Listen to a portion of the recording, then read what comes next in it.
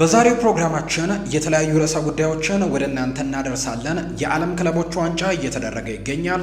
እሱን ጉዳይ በፕሮግራማችን መጨረሻ ላይ ወደ እናንተ እናደርሳለን። ከዝውውር ጉዳዮች ጋር ግን በተያያዘ በርከት ያሉ ሀሳቦች ይነሳሉ። ክሪስቲያኖ ሮናልዶ ትናንትና በአልናስር ቤት እስከ 2027 የሚያቆየውን ኮንትራት አራዝሟል።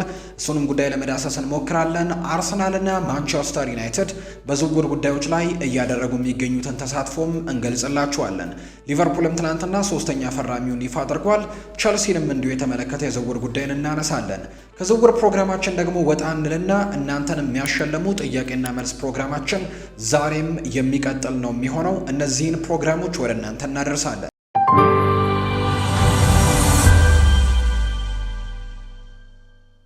እንዴት ናችሁ ውድ ቤተሰቦቻችን? ይሄ ፉአድ ባህሩ የዩቲዩብ ቻናላችን ነው። ስለምትከታተሉን ስለምታደምጡን ከልብ አድርገን እናመሰግናለን። በዚህኛው ቻናላችን የተለያዩ ርዕሰ ጉዳዮችን እናነሳለን። አብራችሁኝ እንድትቆዩ ነው በአክብሮት የምጋብዘው። ይህንን ቻናል ያልተቀላቀላችሁ ቻናላችንን ሰብስክራይብ እያደረጋችሁ እንዲሁ ደግሞ ይህንን ቪዲዮ ሁላችሁም ላይክ እያደረጋችሁ እየጀመራችሁት እኛን እንድታበረታቱ ነው በአክብሮት የምንጋብዘው። ፉአድ ባህሩ ፕሮግራሞቹን እየመራው ከእናንተ ጋር ቆይታን አደርጋለሁ። ወደ ቀዳሚው ፕሮግራማችን ነው የምናመራው። ቀዳሚ ፕሮግራማችን ደግሞ የጥያቄና መልስ ፕሮግራም ይሆናል። እንግዲህ አንድ ተጫዋች የተዘዋወረባቸውን ክለቦች እናስመለከታችሁና የዚህ ተጫዋችን ስም ነው ግምቶቻችሁን ኮሜንት ቦክስ ላይ ልታጋሩን የምትችሉት። ኮሜንት ቦክስ ላይ ስሙን እንግዲህ ግምቶቻችሁን ጻፉልን። በቀጥታ ወደ ጥያቄው እናመራለን። ከዛ በኋላ በድጋሚ ተመልሰን እንገናኛለን። አብራችሁን ቆዩ። የዛሬው ጥያቄያችን ወይም ተጫዋቹ የዋና እግር ኳስ ተጫዋችነትን ህይወት የጀመረው በሪያል ሶሴዳድ ነው። ከዛ በፊት በሌሎች ታዳጊ ቡድኖች ጨዋታዎችን አድርጓል። ነገር ግን በዋና ቡድን ደረጃ የመጀመሪያ ጨዋታውን ያደረገው ለሪያል ሶሴዳድ ነው። ከሪያል ሶሴዳድ አትሌቲኮ ማድሪድን ተቀላቅሏል። ከአትሌቲኮ ማድሪድ ደግሞ እንዲሁ ወደ ባርሴሎና ያመራበት ዝውውርንም አድርጓል። ከባርሴሎና ደግሞ በድጋሚ ወደ ቀድሞ ክለቡ አትሌቲኮ ማድሪድ የተዘዋወረበትም ዝውውር እንዳለው ይገለጻል። ይህ ተጫዋች በእግር ኳስ ህይወቱ ያሳካቸው በርከት ያሉ ዋንጫዎች አሉ። የዓለም ዋንጫን ጨምሮ በርከት ያሉ ሽልማቶችን አሸንፏል። የዓለም ዋንጫን አንድ ጊዜ አሸንፏል። የዩሮፓ ሊግን አንድ ጊዜ አሸንፏል። የዩኤፋ ሱፐር ካፕን አንድ ጊዜ፣ ከዛ በተጨማሪ ደግሞ እንዲሁ የስፓኒሽ ሱፐር ካፕን አንድ ጊዜና እንዲሁ ደግሞ በግል ደረጃም በትልቁ ያሳካቸው የዩሮ ከፍተኛ ግብ አስቆጣሪም ሆኖ ያጠናቀቀበት የውድድር ዓመት አለ። ይህ ተጫዋች ማን ይመስላችኋል? ግምቶቻችሁን ኮሜንት ቦክስ ላይ ልታጋሩን ትችላላችሁ። ተመልሰን መተናል። ከጥያቄው በኋላ በቀጥታ ወደ ዝውውር ጉዳዮቻችን ነው የምናመራው። ቤተሰቦቻችን የተለያዩ የዝውውር ጉዳዮችን ከትልልቆቹ ክለቦች ጋር በተያያዘ እየሰማን እንገኛለን። ሊቨርፑል ትላንትና ሶስተኛ ፈራሚውን ይፋ አድርጓል። ከዚህ በፊት ሁለት የባየር ሌቨርኩዘን ተጫዋቾች ፍሎሪያን ቨርትዘን ጀርመናዊውን ተጫዋችና እንዲሁ ደግሞ ቀደም ብሎ ደግሞ ጀረሚ ፍሪምፖንግን ማስፈረሙን እናስታውሳለን። ትላንትና ሶስተኛ ፈራሚያቸውን የተከላካይ ስፍራ ተጫዋች የሆነውን ሚሎስ ኪርኬዝን ማስፈረማቸውን በይፋ አስተዋውቀዋል። ትላንትና ሊቨርፑሎች እንግዲህ በዚህ ክረምት ያደረጉት ሶስተኛ ዝውውራቸው ነው። አምና የፕሪሚየር ሊጉ ሻምፒዮን እንደነበሩ የምናስታውሰው ነው ሊቨርፑሎች።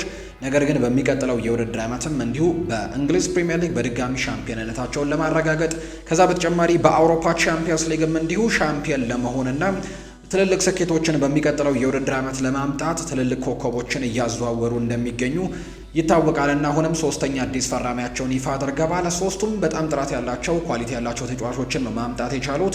ሚሎስ ኪርኬዝ በፕሪሚየር ሊጉ አምና በአንዶኒ ኢራኦላው ቦርንመስ ስርም በደንብ የምናስታውሰው ተጫዋች ነው።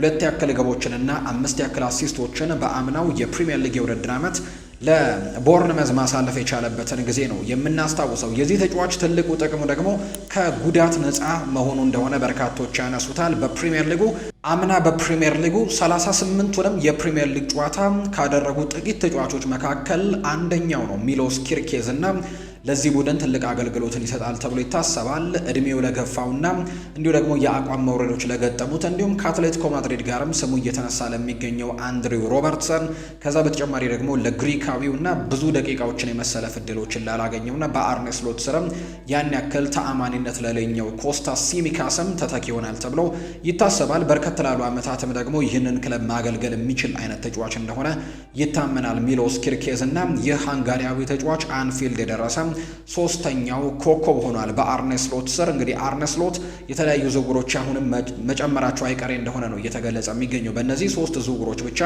ዝውውሮቻቸውን እንደማያጠናቅቁና በሚቀጥሉት ጥቂት ቀናትም እንዲሁ ደግሞ በሚቀጥሉት የሚኖሩት የዝውውር ቀናትም የተለያዩ ተጫዋቾችን ለማስፈረም ሙከራዎችን ያደርጋሉ ተብሎ ነው የሚጠበቀው። ሚሎስ ኪርኬዝ የዝውውር እንዲፈጸም በተለይ ሃንጋሪያዊው ዶሚኒክ ሶቦዝላይም ጭምር አስተዋጽኦችን እንዳደረገ የሚያሳዩ ሪፖርቶች እየወጡም ይገኛሉ። ሊቨርፑል በቀጣይ የተለያዩ ተጫዋቾችን ለማስፈረምም ሙከራ ማድረጋቸው አይቀሬ እንደሆነ ነው ዘጋቢዎች መረጃዎችን እያወጡ የሚገኙት። እነ ፋብሪዚዮ ሮማኖ፣ እነ ቤን ጃኮብስ፣ እንዲሁ ደግሞ እነ ዳቪድ ኦርነስቲን ጭምር ሊቨርፑል በቀጣይ የአጥቂ መስመር ተጫዋች እንደሚያስፈርም ግምቶቻቸውን እየሰጡ ይገኛሉ። በተለይ እንግዲህ የአጥቂ መስመር ተጫዋች የሆነው ዳርዊን ኑኔስ ከቤኔፊካ ከመጣ በኋላ ጥሩ ጊዜያቶችን አላሳለፈም። አሁን ደግሞ የሚለቅበት ሰዓት ደርሷል እና በዚህ የክረምት ተጫዋቾች የዝውውር መስኮት መልቀቁ አይቀሬ እንደሆነ እየተገለጸ ይገኛል። የጣሊያኑ ክለብ ናፖሊ፣ ከዛ በተጨማሪ እንዲሁ የስፔኑ ክለብ አትሌቲኮ ማድሪድ እና አንዳንድ የሳዑዲ አረቢያ ክለቦችም የዚህ ተጫዋች ፈላጊዎች እንደሆኑ የሚያሳዩ ሪፖርቶች እየወጡ ነው። ተጫዋቹ መልቀቁ አይቀሬ ነው እና በዛ ቦታ ላይ ደግሞ ሊቨርፑሎች ተተኪዎችን ማስፈረም ይኖርባቸዋል። በአጥቂ መስመር ላይ በተለይ በ9 ቁጥር ቦታ ላይ ሊቨርፑል ሁነኛ የምንለው ተጫዋች አሁን ላይ የላቸውም። የጎል ምንጮቻቸው ከክንፍ መስመር ተጫዋቾች በሚነሱ ኳሶች ነው ጎሎችን የሚያስቆጥሩት። መሐመድ ሳላህ ነው በዚህ የውድድር ዓመት 28 ያክል የፕሪሚየር ሊግ ጎሎችን ያስቆጠራላቸው። ሉዊስ ዲያዝ እና ኮዲ ጋክፖ ደግሞ ቀጣዩን ጎሎቹን በስፋት ያስቆጠሩ ተጫዋቾች ናቸው እና 9 ቁጥር ተጫዋቾች አይደሉም እነዚህ ተጫዋቾች። ስለዚህ በክንፍ ተጫዋቾቻቸው ነው ሊቨርፑሎች ጎሎችን እያስቆጠሩ የሚገኙትና አሁን ሁነኛ የ9 ቁጥር ተጫዋች እንደሚያስፈልጋቸው ይታመናል።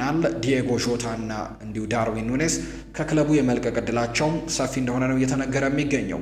በእርግጥ ሊቨርፑል በ9 ቁጥር ቦታ ላይ ለማስፈረም ሙከራዎችን እያደረገ የሚገኘው ተጫዋች የኒውካስሉ አሌክዛንደር ኢሳክ ነው።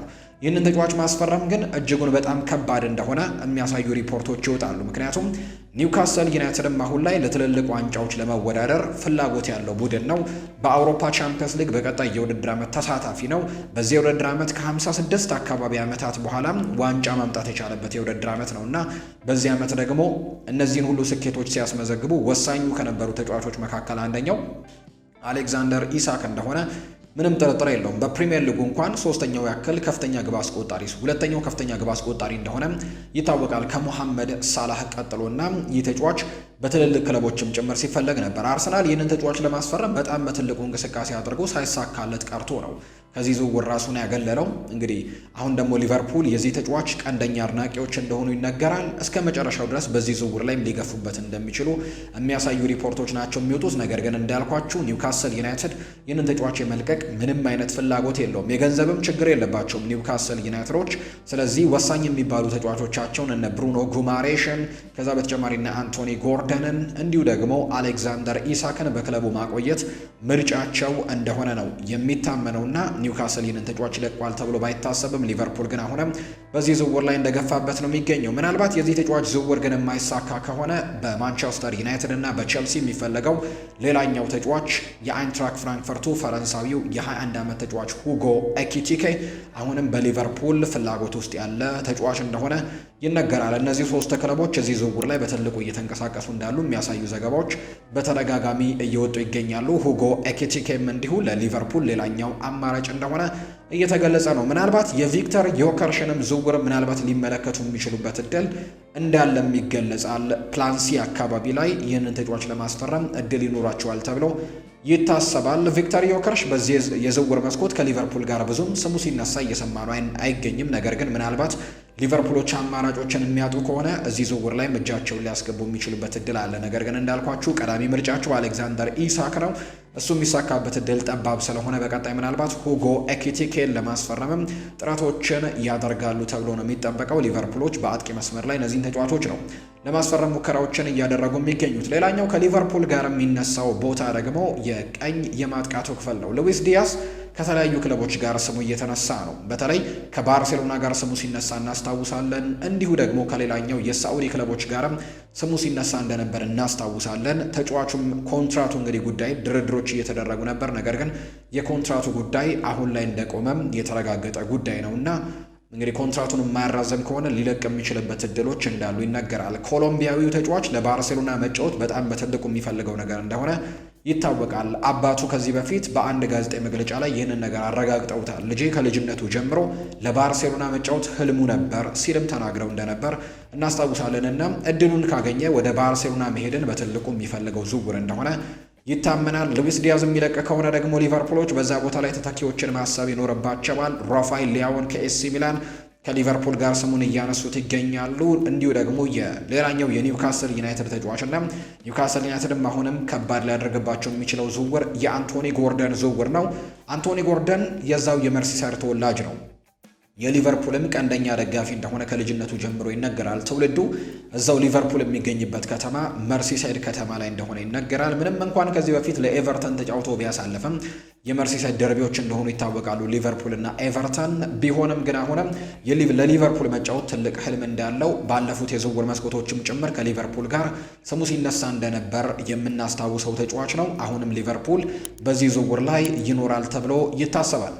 ሌላኛው ሊቨርፑሎች የሚነሳው ጉዳይ ሊቨርፑል ቤት የኢብራሂማ ኮናቴ ጉዳይ ነው። የኢብራሂማ ኮናቴ ጉዳይ ሊቨርፑልን በጣም ጭንቅ ውስጥ የከተተ ጉዳይ እንደሆነ ነው እየተገለጸ የሚገኘው። ይህ ተጫዋች እንግዲህ ወደ ሌሎች ክለቦች ምናልባት በቀጣዩ የክረምት የተጫዋቾች የዝውውር መስኮት በነፃ ሊያመራ የሚችልበት እድል ሰፊ ነው እያሉ ነው ትልልቅ ዘገባዎች። የአሌክዛንደር አርኖልድን አይነት እንግዲህ አካሄድን ሊከተል የሚችልበት እድል እንዳለ ነው የሚገለጸው። አሌክዛንደር አርኖልድ ሊቨርፑል ጋር እንግዲህ ኮንትራቱን ሳያራዝም እስከ መጨረሻው ድረስ ቆይቶ ወደ ሪያል ማድሪድ በነፃ መዘዋወሩ ይታወሳል እና ኢብራሂማ ኮናቴም ተመሳሳይ አይነት ሀሳቦች እንዳሉት ነው እየተገለጸ የሚገኘው።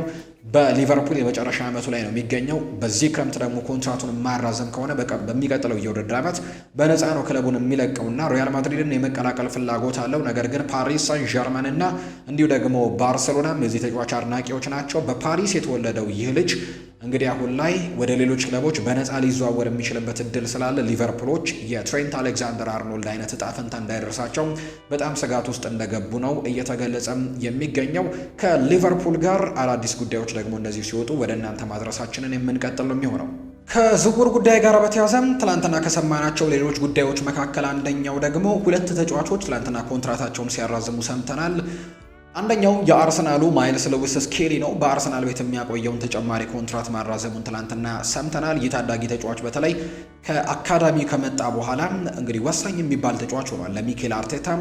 እንግዲህ በሚኬል አርቴታ ስርም እጅጉን እየተደነቁ ከሚገኙ ታዳጊዎች መካከል አንደኛው ነው። 18 ዓመቱ ላይ ይገኛል። ማይልስ ሉዊስ ስኬሊ በሚቀጥለው የውድድር ዓመትም የአርሰናል ወሳኝ ተጫዋች ይሆናል ተብሎ ይታሰባል። በተለይ ኢንቨርት እያደረገ በመሃል ሜዳ ላይ ጥሩ አስተዋጽኦችን እያደረገ ነው። እንዲሁ ደግሞ በመከላከሉ ረገድ ላይም በግራው ላይ በጣም ጥሩ እንቅስቃሴዎችን እያደረገ እንደሆነ ይታወቃል እና በዚህ የውድድር ዓመት ከታዩ በጣም ምርጥ ታዳጊ ተጫዋቾች መካከል አንደኛው ነው ማይልስ ሉዊስ ስኬሊ እና አርሰናል የዚህን ተጫዋች ኮንትራትን ማራዘም ችለዋል። ከዚህ ተጫዋች ጋር በተያያዘ ሪያል ማድሪዶችም የዚህ ተጫዋች ፍላጎት እንዳላቸው ሲነገር እንደነበር እንሰማለን። አርሰናል ላይ እንግዲህ 3 ተጫዋቾችን ሪያል ማድሪዶች ፈልገው እንደነበር ሰምተናል። ዊሊያም ሳሊባ አንደኛው ነው። ማይልስ ሉዊስ ስኬሊ እና ቡካዮ ሳካ ከነዚህ ተጫዋቾች መካከል አንደኞቹ እንደነበሩ የሚታወስ ነው እና የዚህን ተጫዋች ኮንትራት በቶሎ ማራዘም ለአርሰናል በጣም ትልቅ አስተዋጽኦ ይኖረዋል ተብሎ ሲጠበቅ ነበር። ትላንትና የዚህ ኮንትራት እንግዲህ መፈረም ይፋ የተደረገበት ዕለት ሆኗል። ከሪያል ማድሪድ እና ከሌሎች ትልልቅ ክለቦችም እንዲሁ ጥያቄዎችም አሁን አረፍ የሚሉበት ጊዜ ላይ ይሆናል ተብሎ ይታሰባል። ሪያል ማድሪዶች አሁን ላይ በገበያው ላይ የሚገኙ ኮንትራታቸው ሊጠናቀቁ ከጫፍ የደረሱ ተጫዋቾችን እያሳደደ በነፃ ዝውውር ማስፈረምን በትልቅ ነገር እየተመለከተው ስለሚገኝ ከዚህ በፊት ትሬንት አሌክዛንደር አርኖልድን፣ ኬሊያን ምባፔን እንደዚህ አይነት ጉዳዮች ላይ በደንብ ተመልክተናል እና በቀጣይም እቅሮች ውስጥ ከነበሩት ተጫዋቾች መካከል አንደኛው ይሄው ደግሞ ማይልስ ሉዊስ ስኬሊ ነበር እና አርሰናል ቤት እንደሚቆይ ግን አሁን ተረጋግጧል። ለ5 ዓመታትም ትላንትና ኮንትራት መፈረሙ ይፋ ተደርጓል በአርሰናል ቤት። ሌላኛው ትላንትና ኮንትራቱን ያራዘመው ክሪስቲያኖ ሮናልዶ ነው። እንግዲህ ወዴት ያመራል ሲባል በርካቶች ጥያቄዎችን ሲያነሱ ነበር።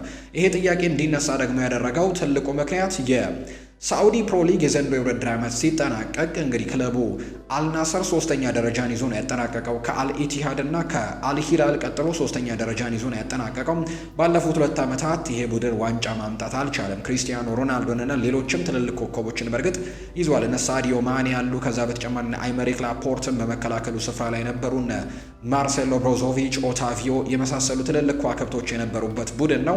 በቅርቡ እንኳን እነ አንጄሎን ከዛ በተጨማሪ ጆን ዱራንን መጨመር የቻሉበትንም አጋጣሚ በደንብ እናስታውሳለን። ነገር ግን ይሄ ቡድን ዋንጫ ማምጣት አልቻለም ነበር እና ሮናልዶ በዚህ ምክንያት ደስተኛ እንዳልሆነ የሚያሳዩ ሪፖርቶች ይወጡ ነበር። በዛ ላይ ደግሞ የሳዑዲ ፕሮ ሊግ የዘንድሮው የውድድር ዓመት የተጠናቀቀበት የመጨረሻው ጨዋታ መጠናቀቅ በኋላ በኢንስታግራም አካውንቱ ላይ ይሄ ስቶሪ አብቅቷል ወይም ደግሞ ይሄ እንግዲህ ጊዜ አብቅቷል የሚል አይነት ሀሳብን መስጠቱ ምናልባት ከአልናስር ጋር ሊለያይ ነው የሚሉ ሀሳቦችን በርካቶች ሲያነሱ እንደነበር እናስታውሳለን። እንደውም የአልናስሩ ፕሬዝዳንት ጭምር 30 ክለቦች ሮናልዶን ለማስፈረም ጠይቀውናል የሚል አይነት ሀሳብን ጭምር ሲናገሩ እንደነበር እናስታውሳለን። ከነዚህ መካከል አውሮፓ ላይ የሚገኙ በርከት ያሉ ክለቦችም ጭምር እንዳሉበት የሚያሳዩ ሪፖርቶች ይወጣሉ። እንዲሁ ደግሞ ከላቲን አሜሪካ ከሚገኙ ክለቦች እነ ሪቨር ፕሌት የአርጀንቲናው ክለብ የመሳሰሉ ክለቦችም ይህንን ተጫዋች ለማስፈረም በተለይ ለክለቡ የዓለም ዋንጫ ደግሞ ይህንን ተጫዋች ለማስፈረም በጣም በትልቁ እንቅስቃሴዎችን ሲያደርጉ ነበር። እዛው በሳዑዲ የሚገኘው አልሂላልም ጭምር ክሪስቲያኖ ሮናልዶን ለማስፈረም ጭምር ጥያቄዎችን ሲያቀርቡ ነበር እና የአልናስሩ ፕሬዝዳንት ወደ 30 ያክል ክለቦች ሮናልዶን ለማስፈረም ጥያቄ አቅርበውልን ነበር የሚል አይነት ሀሳብን ጭምር ሰጥተው ነበር እና የሮናልዶ ቀጣይ መዳረሻ የት ይሆናል የሚሉ ጥያቄዎች በበርካቶች ሲነሱ ነበር። በርካታ መላምቶችም ሲሰጡ ነበር። የእግር ኳሱ የመጨረሻ ጊዜ ላይ እንደሚገኝ ስለሚታወቅ ምናልባት ወደ ልጅነት ክለቡ ስፖርቲንግ ሊዝበንም ሊያመራ እንደሚችል ጭምር በርካቶች ግምቶቻቸውንም ሰጥተው ነበር። የማንቸስተር ዩናይትዱን አሰልጣኝ ሩበን አሞሪም ጭምር ይሄ ጥያቄ ቀርቦላቸው ነበር። ወደ ስፖርቲንግ ሊመለስ ይችላሉ ተብሎ ጥያቄ ቀርቦለት በስፖርቲንግ የሚገኙ ሰዎች እሱን ይናፍቃሉና እሱ ቢመለስ ደስተኛ ይሆናሉ ሲልም ጭምር ሀሳቡን ሰጥቶ ነበርና የሮናልዶ መዳረሻ የት እንደሚሆን በርካቶች ግምቶቻቸውን እያሰፈሩ ነበር።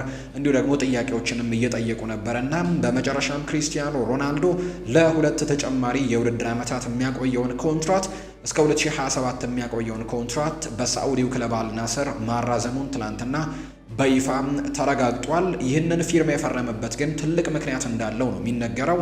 አንደኛ እንግዲህ ክለቡ ይህንን ተጫዋች እንግዲህ ለማስፈረም የሄደበት ርቀት ተጫዋቾችን እንደሚያዘዋውሩለት ወይም ከዋክብቶችን እንደሚያመጡለትና ይሄ ቡድን በሚቀጥለው የውድድር ዓመት ለትልቅ ዋንጫ እንደሚወዳደር ቃል ስለተገባለት እንደሆነ ጭምር ነው የተገለጸው። ትልልቅ ተጫዋቾችን ለማስፈረም ሙከራዎችን እንደሚያደርጉ አሁን ላይ ይታሰባል። ትልልቅ በጀቶችንም በጅተው ትልልቅ ከዋክብቶችን ወደ ሳዑዲው ክለብ እንግዲህ አልናስር እንደሚያመጡ ቃል ገብተውለታል።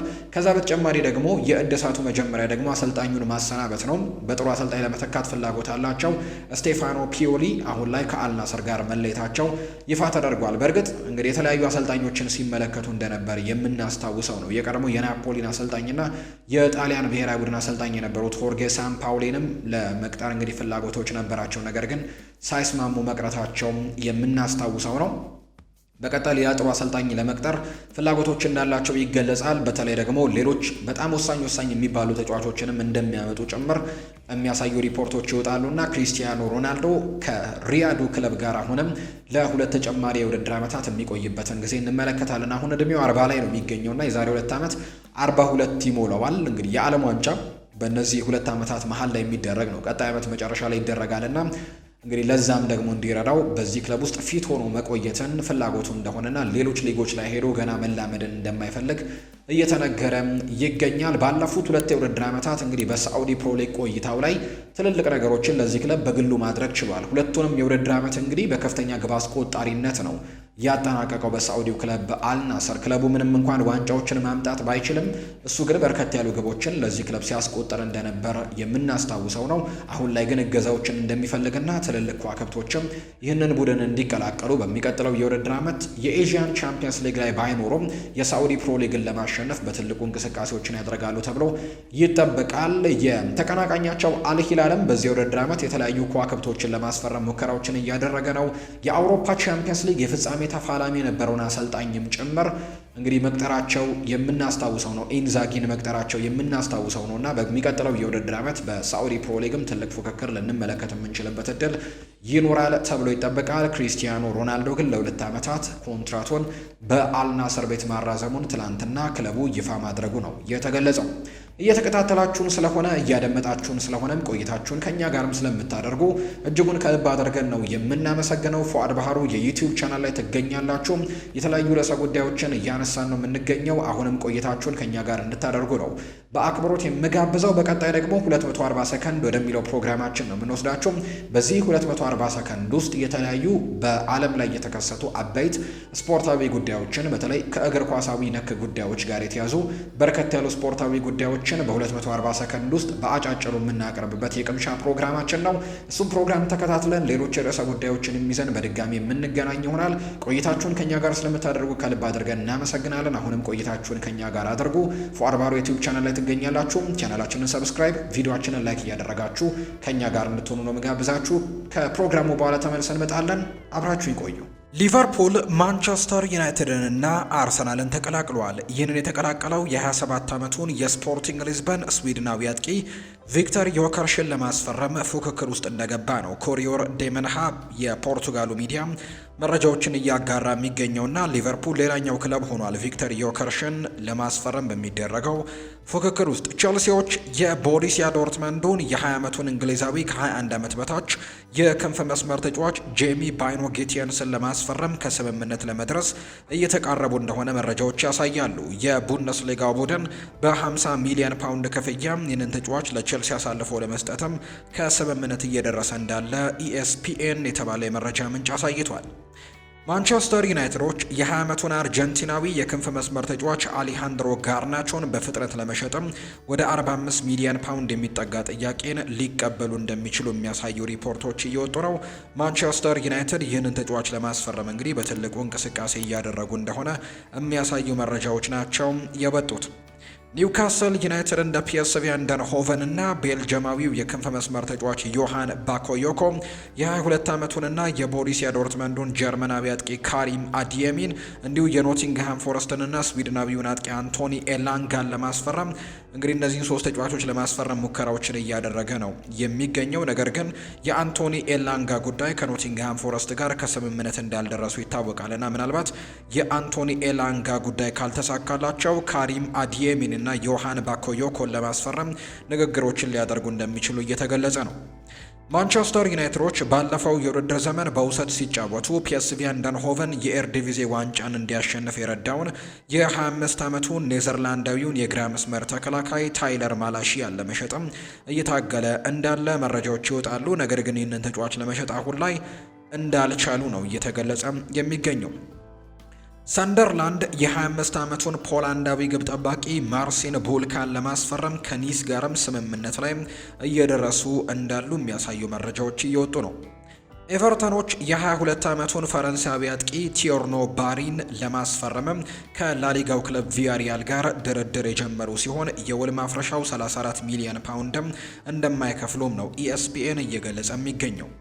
ማንቸስተር ሲቲ ለ21 ዓመቱ እንግሊዛዊ ከ21 ዓመት በታች ተከላካይ ካሊም ዶየል ከሆፌኒየም የቀረበለትን የ6.5 ሚሊዮን ፓውንድ ጥያቄም ሊቀበል እንደሚችል የሚያሳዩ መረጃዎች እየወጡ ነው። ፉልሃም የ29 ዓመቱን ኔዘርላንዳዊ የቀኝ ተከላካይ አዲስ ኮንትራት ቢያቀርቡለትም ኤቨርተኖች ግን ኬኒ ቴቴን በነፃ ዝውውር ለማስፈረምም ተስፋ እንዳላቸው ጭምር ነው የተገለጸው። የላሊጋው ግዙፍ ክለብ ከስፔናዊው የግራ ተከላካይ አልቫሮ ፈርናንዴስ ካሪራስ ጋርም ከተገናኘ በኋላ ቤኔፊካ ከሪያል ማድሪድ የቀረበለትን ጥያቄ እንግዲህ እንዳልተቀበለ ወይም ደግሞ እንዳልቀረበለት ጭምር ነው የገለጹት።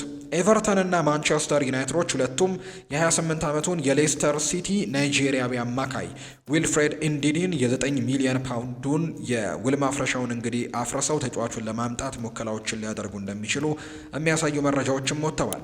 የ20 ዓመቱ የሚልዎል ሰርቢያዊ የፊት መስመር ተጫዋች የሆነው ማካይሎ ኢቫኖቪች ባለፈው የውድድር ዓመትም በሁሉም እንግዲህ 14 ጎሎችን አስቆጥሯል። ኤቨርተንን ጨምሮ በርካታ የፕሪሚየር ሊግ ክለቦች ደግሞ ትኩረትን እንደሳበ ጭምር ነው የተገለጸው።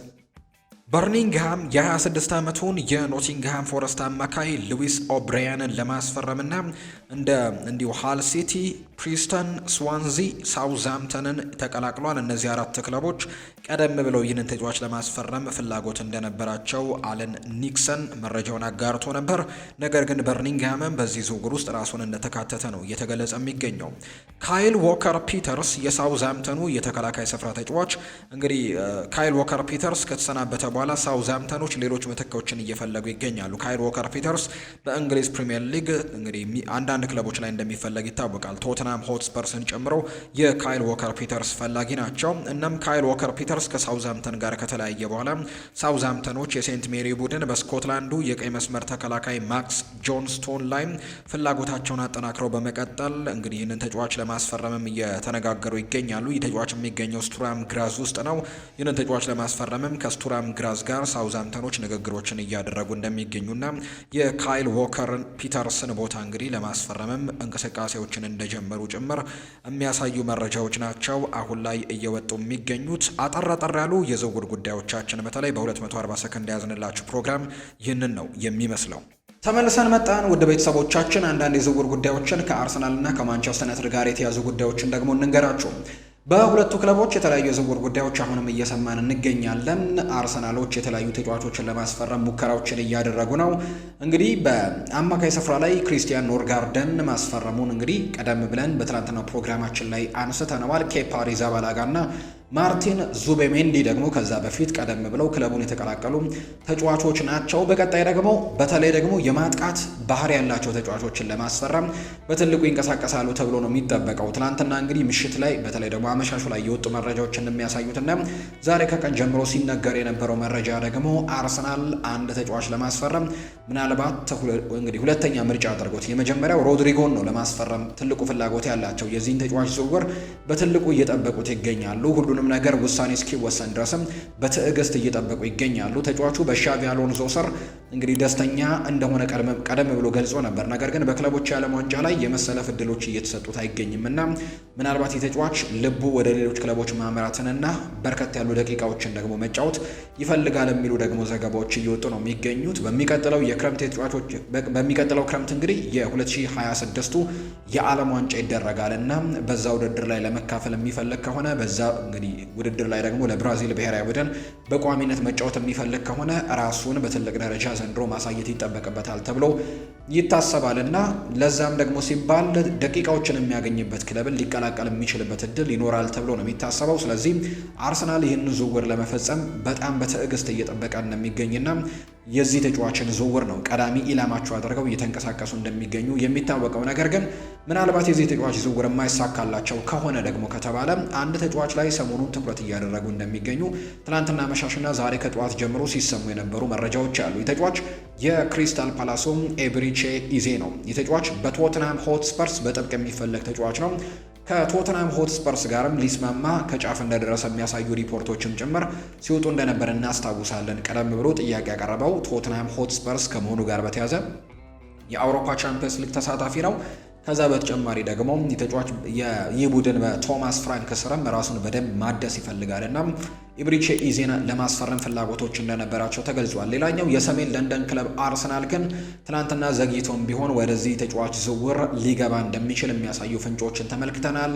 ስፖርቲንግ ዳይሬክተራቸው አንድሪያ ቤርታ ጭምር ይህንን ተጫዋች ምናልባት የሚዘዋወርበት እድል ካለ ተብለው ከወኪሎቹ ጋር ንግግሮችን እንደጀመሩ የሚያሳዩ ሪፖርቶች እየወጡ ይገኛሉ። አርሰናል ሶስቱን ዝውውሮች ሲፈጽሙ በተለይ ግን የኬፓ አሪዛባላጋና እንዲሁ ደግሞ ሰሞኑን የፈጸሙት የክሪስቲያን ኖርጋርድ ዝውውር ሳይታሰብ የተፈጸሙ ወይም ደግሞ እንግዲህ ብዙም ወሬዎች ሳይኖሩ የተፈጸሙ ዝውውሮች ናቸውና የኤብሪቼ ኢዜንም እንደዚሁ በቶሎ ምናልባት ሊያጠናቅቁበት የሚችልበት እድል ይኖራል ተብሎ ይታሰባል። ይሄ የሚሆነው ግን የሮድሪጎ ጉዳይ ከተረጋገጠለትና ሮድሪጎ ከሪያል ማድሪድ እንደማይለያይ ከተረጋገጠ ብቻ ነው የኤብሪቼ ኢዜን ዝውውር የሚያደርጉት። ስለዚህ ኤብሪቼ ኢዜን እንደ ፕላን ቢ አድርገው ነው እየተመለከቱት የሚገኘው። ቀዳሚ ኢላማቸው ሮድሪጎን ማስፈረም እንደሆነ ነው እየተገለጸ የሚገኘው። አሁንም በአጥቂ መስመር ላይ አርሰናሎች የትኛውን ተጫዋች እንደሚያስፈርሙ የተረጋገጠ ጉዳይ የለም። የተለያዩ ነገሮች ይፈጠራሉ።